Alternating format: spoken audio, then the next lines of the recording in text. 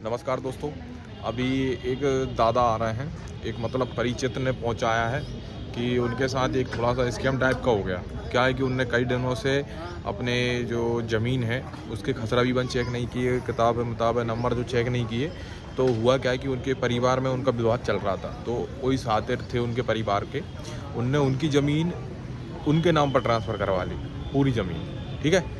और उन्हें जानकारी नहीं लग पाई। अब उन्हें जानकारी तब लगी जब मतलब उन्हें नामांतरण भी करवा लिया। नामांतरण कराने के बाद क्या हुआ कि जब वो कब्जा करने के लिए गए तब जाके उन्हें पता चला कि भाई ये तो मेरी ज़मीन थी, इन्हें कैसे ट्रांसफ़र करा ली। तब जाके वो अभी आ रहे हैं, तो चलो उनके ही मुँह से सुनते हैं अपन उनके साथ हुआ क्या और वो कौन है, ठीक है। बाकी मिलते हैं अपन, ठीक है। चलिए आ गए वो, तो मैं अभी आपसे उनके मुँह से सुनवाता हूँ क्या हुआ उनके साथ, ठीक है। जी सर, छठवें महीना में मैं तबीयत खराब थी। आओ। अच्छा, विवाद हो आपको, है ना। तो उस प्लान को मैं दिल्ली जा रहा थी। आओ। जब जो ट्रांसफर हुए तो वकील साहब से आओ। आओ। तो जो ज़मीन तुम्हारी थी वो जो पूरी की पूरी रजिस्ट्री हो गया, नामांतरण तक करवा ली बन था। जी अपन ने सर खरीद ली थी पहले 2011। आओ। ये मैं लेकर चल गुड़िया। आओ। तो उसमें का उस टाइम पर मैंने वो रजिस्ट्री करवा ली थी, नामांतरण नहीं किया। तुमने जो खरीदी थी बाको तुमने रजिस्ट्री भी करवा ली, नामांतरण भी करवा जी ली। सर। अब जाको कब आओगे? जी सर, दूसरे के नाम पर भाई की भाई ज़मीन दूसरे के नाम पर रजिस्ट्री करके ट्रांसफर मतलब नामांतरण भी होगा बाको की। नहीं सर, उनके नाम पर आगे जो कैसे कौन के नाम पे आ गई? तीसरे के नाम पर। जी सर, हमारे चाचा जी। अच्छा, जो तुमने कौन से सन में खरीदी थी? 2011 में खरीदी थी। और जब उनके नाम पर ट्रांसफर का भैया भाई ये 6 महीना आता है।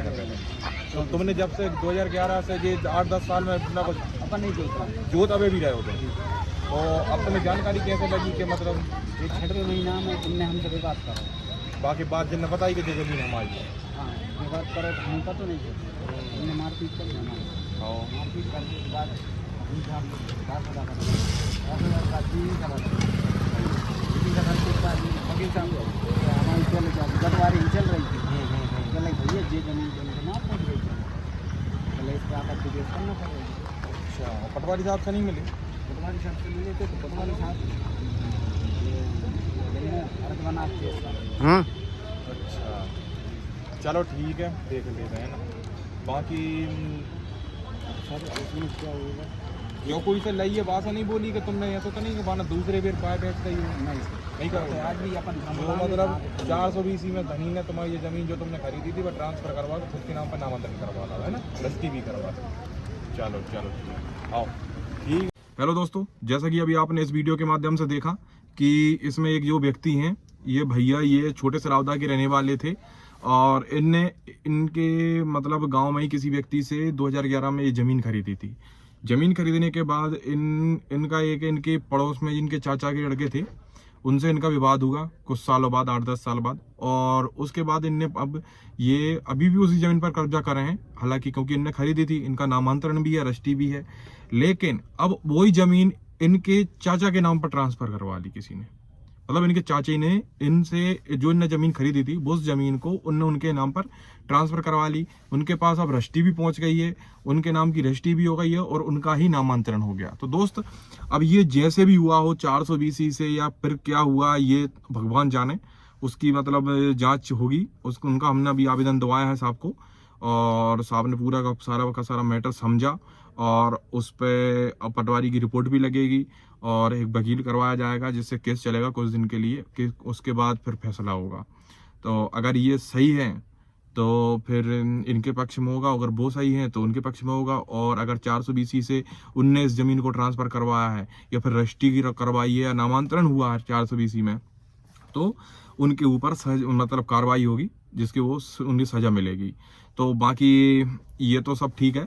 बाकी मैं आज आपको इस वीडियो के माध्यम से एक छोटी सी सलाह देना चाहता हूँ कि कभी भी अगर आपकी ज़मीन है, अगर आपके पास ज़मीन है तो आप ना एक काम जरूर करें, क्योंकि आजकल बहुत कुछ फ्रॉड चल रहा है। मतलब आप चंद रुपयों के चक्कर में कोई भी व्यक्ति कुछ भी कर देता है।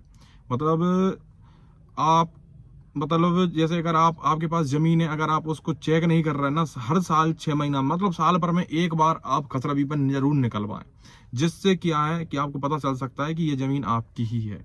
क्या रहता है, बहुत से ऐसे भाई रहते हैं जो 8-8 10-10 साल पता ही नहीं करते, ना खसरा निकलवाते, ना बीबन, ना नंबर, ना नक्शा, कुछ नहीं चेक करते।